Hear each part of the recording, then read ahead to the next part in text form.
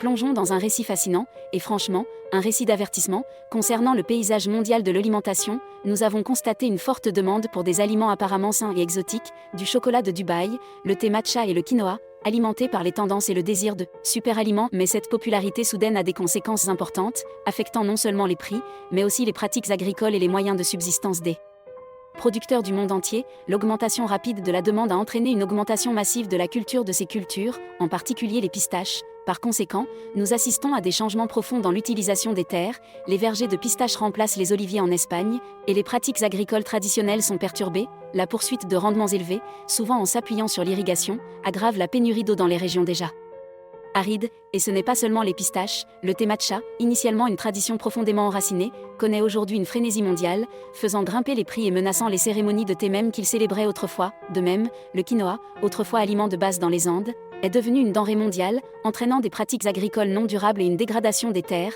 Ces tendances soulignent un point crucial, l'interconnexion de nos systèmes alimentaires et le potentiel des désirs à court terme de créer des problèmes à long terme. C'est un rappel que la poursuite des tendances, bien que séduisante, peut avoir de graves répercussions sur l'environnement et les communautés qui dépendent de l'agriculture. En fin de compte, cette histoire ne s'agit pas d'accuser des consommateurs individuels, mais de reconnaître la nécessité d'une approche plus réfléchie et durable de la production et de la consommation alimentaire. Si vous êtes intéressé à en apprendre davantage sur les pratiques de commerce équitable et sur la manière dont elles peuvent contribuer à résoudre ces défis, n'oubliez pas de vous abonner.